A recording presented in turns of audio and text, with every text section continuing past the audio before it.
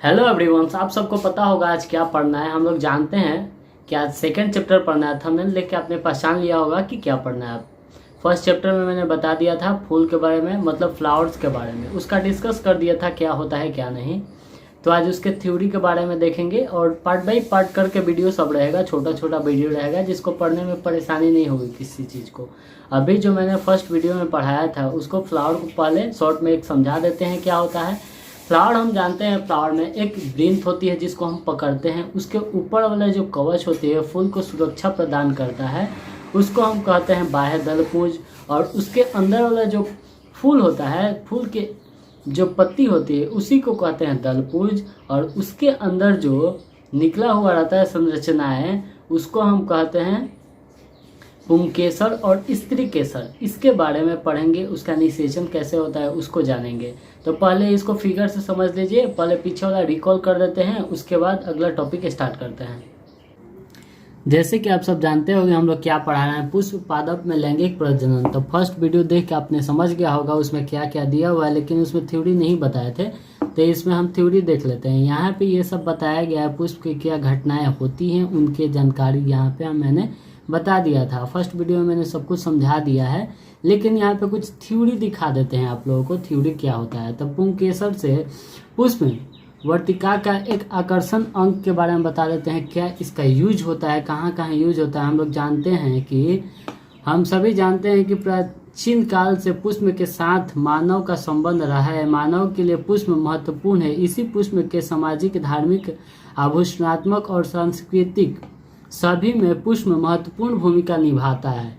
जैसे कि हम लोग जानते हैं कि पुष्प एक फूल जो कि हर एक चीज़ में भूमिका निभाता है, पूजा करने में हो या फिर शादी विवाह करने में हो या किसी सांस्कृतिक कार्यक्रम से पूजा करने योग्य सारी भूमिका ये पुष्प में निभाती है। जैसे कि कोई भी फूल का एग्जाम्पल लेते हैं, गुलाब हो गया, कमल हो गया, गेंदा का फूल हो गया, अड़हुल हो गया, रात रानी इत्यादि बहुत सारे फूल हो गए, ये सब इसकी यूज में आते हैं। तो सबसे पहले मैंने पीछे जो पढ़ाया था उसको रिकॉल कर देते हैं, क्या मैंने पढ़ाया था सब। तो इसको हम एक फ्लावर्स के समझा देते हैं। मान लीजिए कि एक फ्लावर्स है, फ्लावर्स में पहले सबसे पहले ये सबको समझा लेते हैं। सबसे नीचे वाला क्या था,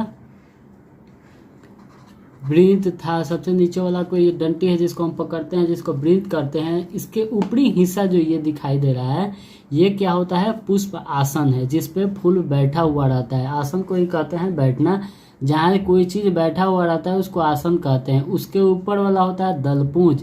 दलपुंज का काम क्या है, ये फूल का सुरक्षा प्रदान करना, ये होता है दलपुंज। इसकी संख्या 6 से 7 होती है, इसकी संख्या 6 से 7 होती है। इसका काम है सुरक्षा प्रदान करना और इसे फोटोसिंथेसिस के हिसाब से खाना बनाना, प्रकाश संश्लेषण से ये खाना बनाता है। ये जो दिया हुआ है इसी से खाना बनाता है और फूलों तक इसको विकास करता है, इससे खाना बना के। ये हमेशा हरा कलर का होता है। अब आते हैं दलपुंज में। दलपुंज ये जो दिखाई दे रहा है, ये पिंक कलर का, हर एक फूल को हम कहते हैं दलपुंज।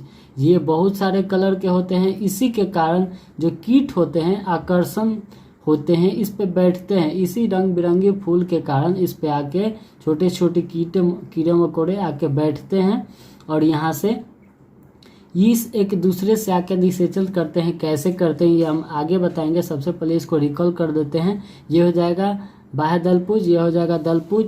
ये जो दिखाई दे रहा है इसको हम बोलते हैं पुंकेसर। मतलब ये फूल में ये क्या है, नर है। फूल में ये क्या है, नर संरचनाएं हैं। और यहाँ जो दिखाई दे रहा है ये स्त्री संरचनाएं हैं, जिसको जयांग बोलते हैं। इसको स्त्री केसर बोलते हैं, इसको पुरुष केसर बोलते हैं। ये पुरुष केसर में भी 3 भाग होता है, उसको ये सब रिकॉल हो गया। हम अगला टॉपिक को यहाँ पे देखते हैं। जैसे यहाँ पे मैंने बता दिया था फूलों के भाग के बारे में। अभी बाह्य दलपुंज, वृंत और पुष्प आसन, दलपुंज, पुमंग और जयांग। पुमांग और जयांग मतलब इसी को कहते हैं पुंकेसर और इसको कहते हैं स्त्री केसर। इसके बारे में मैंने अभी बता दिया, फर्स्ट वीडियो में भी बता दिए थे। अभी इसके थ्योरी को समझ लेते हैं। बाह्य दलपुंज क्या होता है, जैसे मैंने बताया था फूलों को ढक कर रखता है, सुरक्षा करता है, हरे रंग का होता है, हमेशा ये हरा कलर का ही होता है। कोई भी फूल हो, चाहे वो किसी भी कलर का फूल हो, ये जो बाह्य दलपुंज होता है हमेशा हरा कलर का होता है। इनकी संख्या 6 से 7 होती है। इनमें एक को हम सेपल कहते हैं। अगर इसी 6 से 7 में से किसी एक को निकाल के यहाँ पे दिखाते हैं तो इसको हम कहते हैं सेपल्स कहते हैं। इनमें से इसी के माध्यम से प्रकाश संश्लेषण से भोजन बनता है और फूलों तक पहुंचाता है और उसका विकास करता है, जिसे हम फूल का विकास करना कहते हैं। यही होता है हमारा बाह्य दलपुंज, जिस एक को हम कहते हैं सेपल्स। अब इसके अगला टॉपिक को हम लोग देख लेते हैं। फर्स्ट टॉपिक वीडियो में मैंने बता दिया था, लेकिन यहाँ पे मैंने थ्योरेटिकल आप सबको समझा देते हैं। अब देखते हैं दलपुंज क्या होता है। दलपुंज को हम इंग्लिश में कोरेलो कहते हैं। पुष्प में पत्तों को दलपुंज कहा जाता है। जो फूल होता है उसके कलरिंग को हम दलपुंज कहा जाता है। इसका रंग अलग अलग होता है। इसी अलग अलग रंग के कारण कीटों को परागण के लिए आकर्षण करते हैं। परागण मतलब निषेचन करने के लिए एक दूसरे से आकर्षण कर, जैसे कीट छोटे छोटे होते हैं वो भी कैसे पुष्प और पुंकेसर और स्त्री केसर को मैच करवाते हैं। ये कैसे करते हैं? ये जो दलपुंज होता है ये हमेशा कलरिंग का होता है। ये क्या करता है, एक दूसरे पे आके बैठता है। अगर पुष्पासन पे आके बैठा और इसके जो मक्खी होती है उसके छोटे छोटे पैरों में बाल होती है, उसके तरफ से वहाँ पे अंडाणु वहाँ से उसके पैर में सट जाता है। और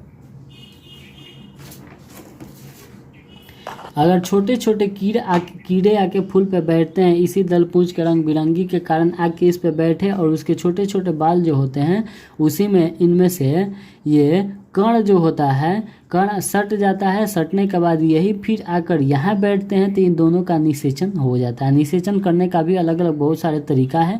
मतलब ये कीट वाला एक तरीका मैंने बता दिया जिससे यहाँ पे निषेचन हो जाता है। इसका भी 3 भाग होता है और इसका भी 3 भाग होता है। इसको टॉपिक बाई टॉपिक आगे समझेंगे। पहले इसको थियोरेटिकल एक एक चीज़ को समझ लेते हैं, उसके बाद बीजाणु क्या होता है उसको भी देखेंगे। तो यहाँ पे हम देख लेते हैं दलपुंज।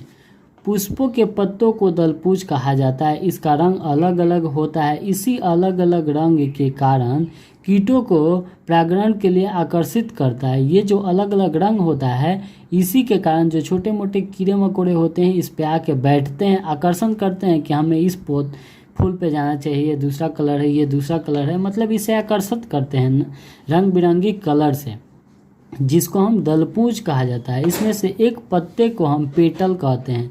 जैसे यहाँ पे बाह्य दलपुंज को एक पत्ते को हम सेपल्स कहते हैं और यहाँ पे दलपुंज को एक पत्ते को हम पेटल कहते हैं। अब यहाँ पे अगला टॉपिक देखते हैं। दलपुंज सुगंधित होता है। जिससे हम सब सूंघते हैं।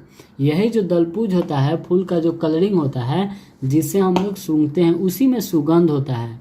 और एक और पॉइंट देखते हैं, रात में खिलने वाला फूल, रात में जो फूल खिलता है ज़्यादा सुगंधित होता है। जो रात में फूल खिलता है वो दिन के तुलना में ज़्यादा सुगंधित होता है। सुगंध और रंगीन के कारण जो कीट होते हैं आकर्षित होते हैं, मतलब उस पे आके बैठने का आकर्षित होते हैं। जो छोटे मोटे कीट होते हैं इसी सुगंध और इसी के कारण यही जो होता है फूल इसी में होता है। सुगंध भी होता है, ये बहुत सारे कलर के होते हैं, रंग बिरंगी होते हैं। यहाँ पे थ्योरेटिकल इस सब चीज़ को समझ लिया। अगला टॉपिक देखते हैं। अब यहाँ पे हम लोग देखेंगे फ्लावर के जो पुंकेसर होता है, ये जो होता है पुंकेसर, इसके बारे में हम लोग पढ़ेंगे ये क्या होता है पुंकेसर। पुंकेसर का हम लोग जानते हैं 3 भाग होता है, मैंने फर्स्ट पार्ट में बता दिया था। तो इसको हम लोग देख लेते हैं। हम लोग का टॉपिक है पुंकेसर और परागकोश। पुंकेसर और परागकोश और इसी के अंदर होता है परागकण। तो यहाँ पे फिगर से हम लोग समझते हैं।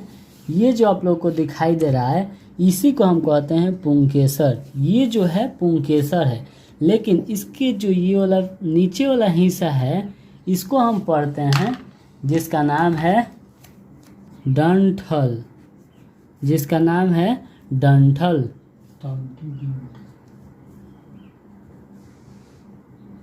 तंतु, इसका नाम है तंतु डंठल, इसका नाम है तंतु डंठल। इसको अंग्रेजी में हम फिलामेंट भी कहते हैं। और ये हो गया हमारा तंतु डंठल, और इसके ऊपर वाला हिस्सा हो जाएगा जिसको हम परागकोश कहते हैं। ये हो गया हमारा परागकोश, ये हो गया अपना तंतु डंठल, और जो सब ये फिलामेंट हो गया, और इसी को हम कहते हैं तंतु डंठल। और इसके ऊपर वाला ये जो हिस्सा हो गया इसको हम कहते हैं परागकोश। इसको हम कहते हैं परागकोश। और इसी के अंदर ये छोटे छोटे ये बूंदा दिखाई दे रहा है, ये हो गया परागकण। इसी परागकण के अंदर से निषेचन की क्रियाएं इसी से होता है, यही परागकण के कारण। ये हो गया हमारा पुंकेसर। इस पुंकेसर को परागकोश और परागकण क्या होता है इसी के बारे में हम लोग आगे पढ़ते हैं, क्या होता है डीपली उसके बारे में हम लोग जानकारी लेंगे। ये यहाँ पे नज़दीक करके फिगर दिखाई दे रहा है, ये जो सबसे ऊपर वाला हिस्सा इस तरीक़ा से होता है, और ये जो नीचे दिखाई दे रहा है इसी को फिलामेंट कहते हैं, तंतु डंठल हिंदी में कहा जाता है। और ये जो दिखाई दे रहा है इसी को हम कहते हैं परागकोश, जिसको इंग्लिश में एंथर भी कहा जाता है। ये हो गया परागकोश, और इसके अंदर जो ये सब है, ये छोटा छोटा बूंदा, ये हो गया बीज हो गया, जिसे मान लो कि ये इसका बीज हो गया, जिसको हम कहते हैं परागकण कहते हैं, जिसको पोलन ग्रेन कहा जाता है इंग्लिश में।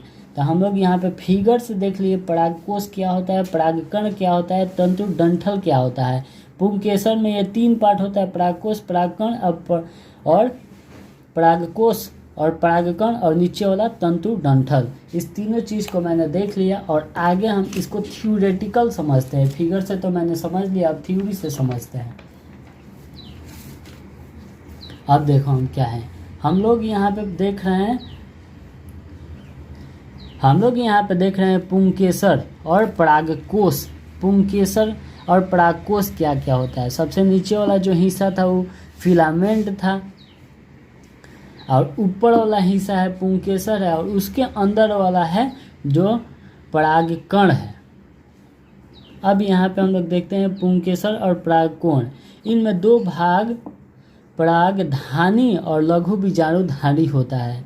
जो पुंकेसर होता है, पुंकेसर और परागकोश, इसका 2 भाग होता है, परागधानी और लघु बीजाणुधानी। और ये जो पुंकेसर होता है, हम जानते हैं पुष्प एक नर प्रजनन अंग होता है। पुंकेसर जो होता है फूल का नर प्रजनन अंग होता है। प्रत्येक पुंकेसर में 2 भाग होते हैं। जो हर एक पुंकेसर होता है इसमें 2 भाग होता है, जैसे कि तंतु या पुंकेसर जिसको फिलामेंट कहा जाता है, और ऊपर लगे परागकोश कहा जाता है जिसको एंथर कहते हैं। अब इसी के अंदर भी परागकण आता है, अभी उसको नहीं देखते हैं, अभी इसी दोनों को हम लोग पढ़ते हैं जैसा मैंने फिगर में बता दिया था। अब तंतु को देखते हैं, ये लंबी धागेनुमा संरचनाएं होती है। जो लंबी वाला जो होता है धागेनुमा संरचनाएं होती है, यहाँ से जो लंबी वाली होती है इसी को तंतु डंठल और फिलामेंट कहा जाता है। और यहाँ पे धागेनुमा संरचनाएं होती है। और ये परागकोश यह शीर्ष पर पाई जाती है। जो सबसे ऊपर वाला जो हिस्सा है ये शीर्ष पर पाई जाती है। ये जननक्षम गोल संरचनाएं होती है। जननक्षम जो जनन करने के लिए ये संरचनाएं होती है, जिसको हम कहते हैं परागकोश। और इसी के अंदर होता है परागकण, लेकिन अभी उसको नहीं पढ़ रहे हैं, पहले हम लोग देख लेते हैं इसमें लघु बीजाणुधानी। तब यहाँ पे हम देखते हैं लघु बीजाणुधानी की संरचनाएं। इनकी संरचनाएं बेलनाकार होता है, जो प्रत्येक परागकोश के 2 सतहों पर होता है। ये क्या होता है, प्रत्येक जो परागकोश होता है उसका दोनों सतहों पर होता है। इनमें 2 मुख्य भाग होता है जिसको परागधानी कहते हैं, एक के कहते हैं बीजाण जनन। इसी बीजाण जनन के कारण उसमें जनन की क्रियाएं होती है। अब उस एकदम डीपली जा रहे हैं, उसके अंदर और उसके अंदर जा रहे हैं। तो हम पहले देख लेते हैं परागधानी। ये जो परागधानी है, परागधानी विधि को देख लेते हैं। लघु बीजाणुधानी में ये दो विधि है, परागधानी विधि। तो परागधानी विधि को हम लोग समझते हैं क्या है। यह अध्य स्त्री भीति होता है। ये क्या होता है? अध्य सत्री भीति होता है। इनमें 4 परतें होती है। ये क्या होती है? इसके अंदर जो लेयर होती है उनकी 4 परत होती है। जैसे कि जो बाहरी होता है, बाह्य त्वचा, जो सबसे बाहर का त्वचा होता है, यह परागकोश की सबसे बाहरी त्वचा होती है। जो परागकोश होता है यहाँ पे इसकी 4 परतें होती है। जो सबसे ऊपर वाली परतें हैं जिसको हम कहते हैं क्या? बाह्य त्वचा। बाह्य त्वचा कहा जाता है, जो सुरक्षा करता है। ये क्या करता है?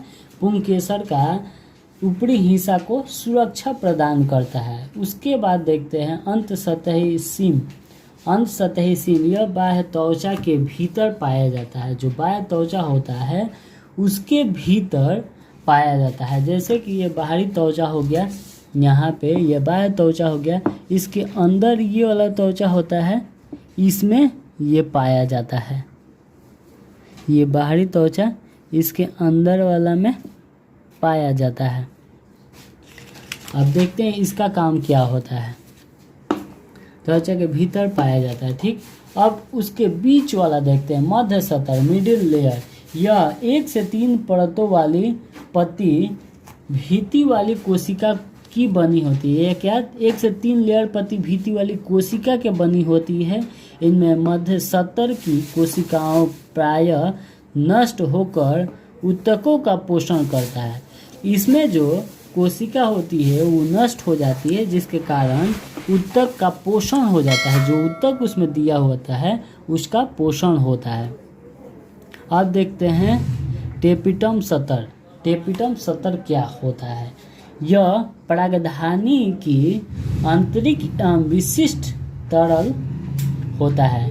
यह परागधानी की आंतरिक एवं विशिष्ट परत होता है। इनकी कोशिका बड़ी, लंबी और बहुकेंद्रिकीय होता है। बड़ी होती है, लंबी होता है और बहुकेंद्रिकीय होता है। यहाँ पे मैंने थ्योरेटिकल इस सब चीज़ को मैंने बता दिया। ये पुंकेसर के बारे में मैंने पढ़ा रहे हैं। पुंकेसर में परागधानी विधि, परागधानी मैंने बता दिया। अब देखेंगे लघु बीजाणुधानी क्या होता है। जैसे कि यहाँ पे मैंने बता दिया परागधानी विधि। परागधानी विधि को आप समझ गए। इसमें 4 लेयर होता है, चारों लेयर को मैंने समझा दिया। और ये जो दिया है बीजाणुधानी विधि, इसके आने वाला थर्ड वीडियो में मैंने बीजाणुधानी विधि को बता देंगे। अभी सिर्फ पुंकेसर के बारे में बताया जाता है। पुंकेसर का फर्स्ट वीडियो हो गया और सेकेंड वीडियो में बीजाणुधानी विधि बताएंगे। तब तक मिलते हैं नेक्स्ट वीडियो में। तब तक के लिए बाय बाय।